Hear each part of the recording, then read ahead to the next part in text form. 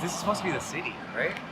It's so quiet. Are you culture shock right now? Yeah. If you're traveling to Japan for the very first time, then listen up. There are a lot of unspoken rules that first-time visitors wouldn't know. So in this video, I'll be covering the essential customs and etiquettes I wish that someone had told me before I visited Japan for the very first time. Number 1 is Japan's cultural value for simplicity, efficiency, and minimalism. With Japan's geographic layout, only 12% of Japan's land is suitable for living. So that means they have mastered way to effectively use the space to its fullest potential. When you check into your hotels, you might notice that the space is a lot smaller than expected, but the space is strategically planned out to ensure that guests still are able to have everything they need within a compact area. This could include built-in storage and outlets, foldable or multi-purpose furniture to make the space feel larger and more functional. Because Japan is one of the most densely populated countries in the world with millions of visitors, there are many services like luggage forwarding services, coin lockers is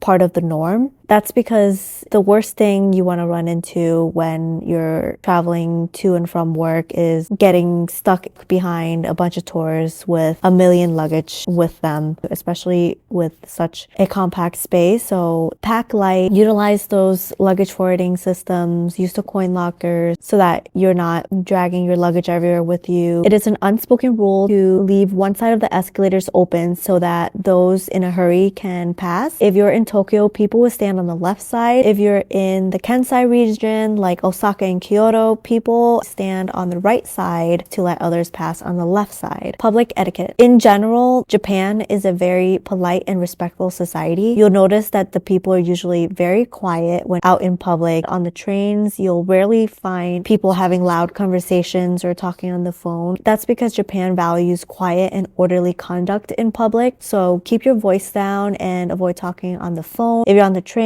just make sure you're not having loud conversations. To be respectful of the people around you, of your surroundings. Don't play music too loud so that you're not bothering the person next to you. It's considered rude to eat while walking in public spaces. You might not be paying attention and bump into someone while walking and accidentally spill your food on that person. It's just best once you get food, finish your food where you bought your food from and then continue on your adventure. Lastly, make sure to bring with you a plastic bag so you can store your trash. You won't find a lot of trash bins. You have to carry your trash with you until you're back to your hotel to throw them out. Public transportation. Trains. Time is highly valued in Japan, so trains will leave on time with no exception. Make sure you arrive to the station at least 45 minutes early if it's your first time taking the Shinkansen so you can find the train platform and the correct train. When you're on the trains, make sure you offer your seats to any elderly, pregnant women, or parents with small children. If you're carrying a backpack with you, especially in a crowded train, make sure you take off your backpack and hold it in front of you or wear it in front of you so you won't accidentally bump into people entering behind you, respecting the space of those around you. Trains generally close around midnight to 1 a.m., so plan accordingly. Or stay awake till 5. Because the trains are closed.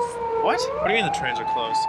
They close up. Trains are closed right now? Yeah, there's no way to get home. Taxis. Most taxi doors in Japan are automatic. If not, the driver will come out and open the door for you as a sign of respect. So don't try to open the doors for yourself. If you try to operate the door yourself, the door may not close correctly and the driver might be unsure whether it's safe to proceed. Make sure to follow pedestrian signs. Jaywalking is frowned upon in Japan. When walking, walk on the left side of the street, which is similar to how cars drive on the left side in Japan.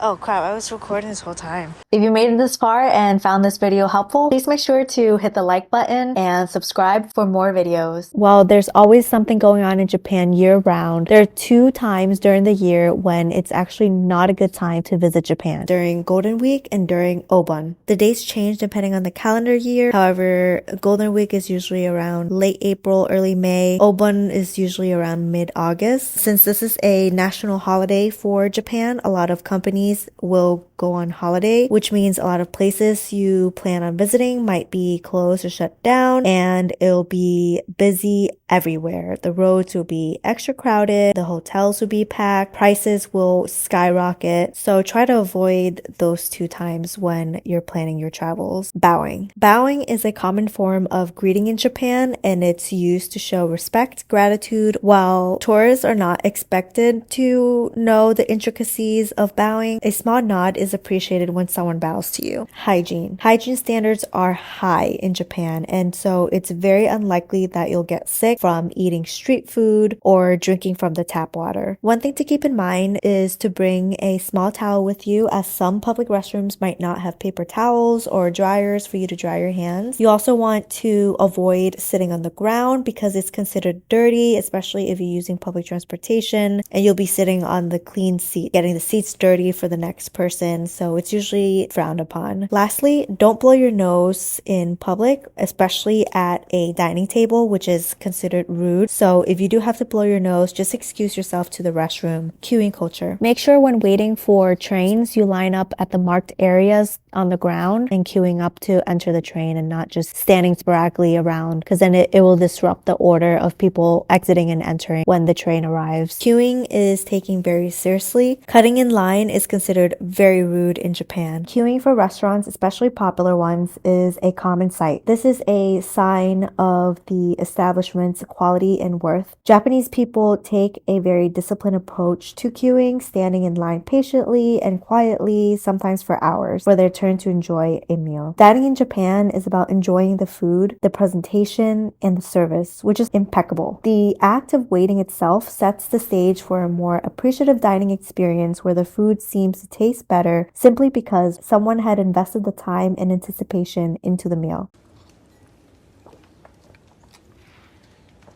It's like a reward. Dining and eating. When ordering food, make sure that you're ordering from the Japanese menu using apps like Google Lens or Papago to translate, because the prices might differ if you were given an English menu. If you get handed an English menu, just politely ask for a Japanese menu. Don't order for sharing unless you're at a restaurant specifically for group dining, such as hot pot or barbecue. Everyone should order one item each for dining in. It's considered bad form for two people to grab from the same dish at the same time, or two people's chopsticks to touch. Speaking of chopstick, make sure you don't point at others with your chopstick. You may be tempted to pass food to someone else from chopstick to chopstick. This is considered taboo because it resembles a Japanese funeral ritual. Also, when using chopsticks, make sure you avoid sticking them vertically into bowls of rice, as this also resembles a funeral ritual. You should also never stab into food with chopsticks, and if you need to do that, just ask for a fork. As a general rule, you should finish everything that's on your plate, whether it's at a restaurant or someone's house. Otherwise, it can be considered as a sign of disrespect for the people who's cooked a meal. Not many places will offer to-go boxes for leftovers, so make sure you don't order too much where you won't be able to finish.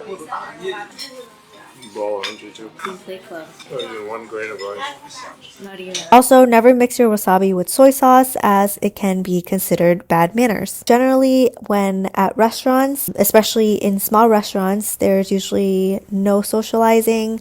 People would usually go in, take a seat, put in their orders, eat, and then leave due to the limited space, and there's most likely a long queue outside of people who are eager to come in. So people usually try to go in, enjoy the food, and leave. Slurping noodles is acceptable as it indicates that you are enjoying your meal, but try to eat quietly otherwise.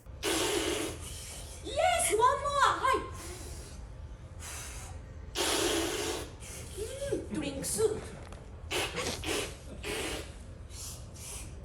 Cash versus card. While credit cards are increasingly accepted, Japan still has a cash-centric culture, especially in smaller towns and rural areas. So make sure you carry enough cash around with you, especially if you're visiting shrines and temples or getting food from small shops at the markets. When making purchases or exchanging money, rather than handing the money directly to the cashiers, there's usually a tray at the cash register for you to place your money. The cashier would also put your change into that tray and hand that tray back to you for you to collect your change. Use both hands when receiving or giving items. There is no such thing as tipping in Japan. It's not part of the culture, so even if you're tempted to tip and you do it, it can be considered rude, or it can just be confusing. Temples. When in temples, be quiet, take off your hat, turn off your cell phones as a sign of respect. If you're traveling with large luggages, leave them at the coin lockers near the train stations or at the hotel. Most major train stations will have coin lockers. Most hotels will keep your luggages for you after checking out, and make sure you bring cash. Shoes. Many indoor places like temples, homes, ryokans, which are the traditional Japanese style inns,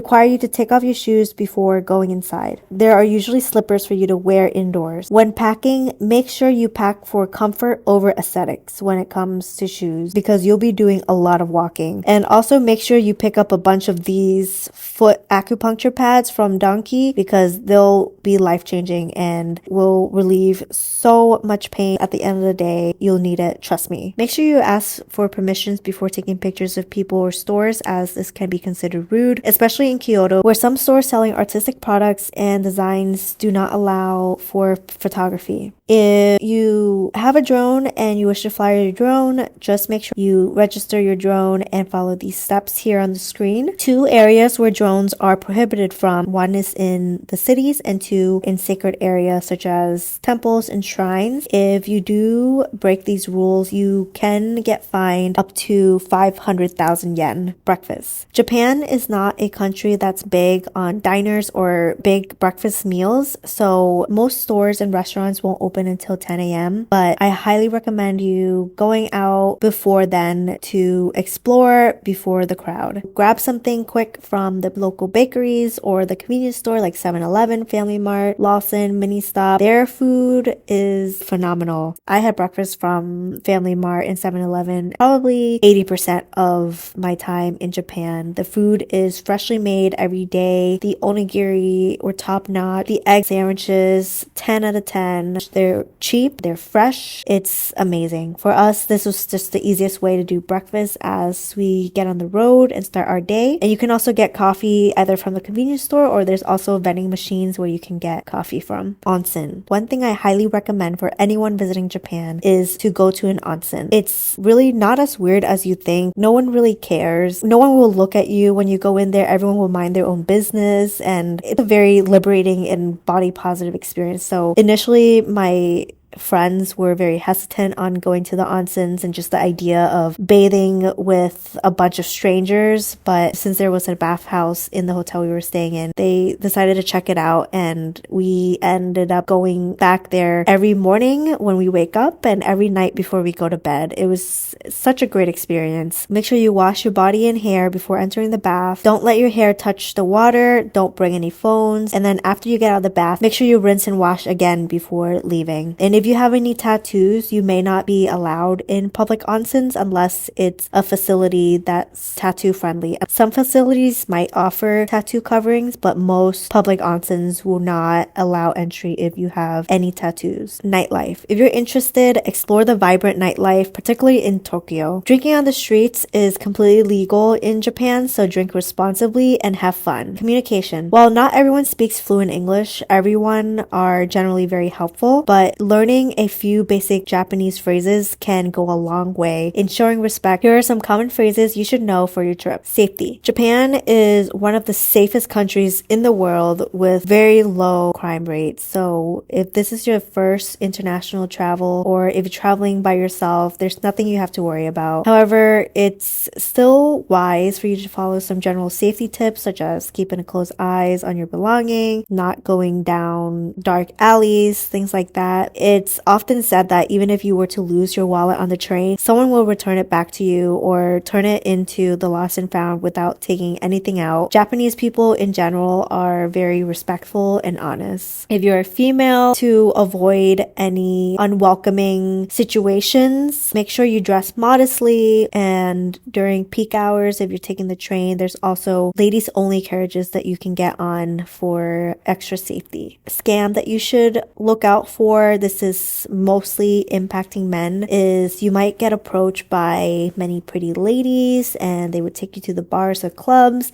and you might get coerced into buying drinks, and at the end the bill will be hundreds of dollars. If you're a guy traveling to Japan, that's something you should be mindful of and just be careful of. Gion District. Beginning April 2024, Kyoto have restricted tourist access to private alleys within the Gion district. This is to address issues of over-tourism and ensure the privacy and safety of the residents and geishas. This was in response to increasing disruptions caused by tours, including inappropriate photography and general disturbances. Visitors will still be able to access the main areas of Gion, but entering the private narrow alleyways will be prohibited. Those who violate them will face fines of up to 10,000 yen. That is just a reminder to be respectful of where you are, be respectful of the people and the culture, stay respectful towards the local traditions and communities. Things like this will happen and it'll take away from the authentic experience of being in Japan. The Japanese society is about not making a scene and avoiding confrontation, so people won't tell you if you're causing a disturbance. Generally, Japanese people will give a free pass to foreigners because they understand that you're not from there unless you're doing something completely despicable. And if you're worried about accidentally breaking a rule or accidentally being disrespectful or rude, no one will actually come up to you and tell you. They understand that you're not part of the culture, so you might not know. But if you want to come prepared and you want to enhance your experience in Japan, it's good to know ahead of time before you arrive the customs and etiquettes of Japan so you can really fully embrace the culture and have a more authentic experience during your time there without accidentally doing something wrong or considered disrespectful or rude. And with that, you are now well prepared for your trip. Thank you for listening. Thank you for watching. Give me a thumbs up if you found this helpful, and let me know in the comments below what other videos you'd like to see next. Until next time. See you.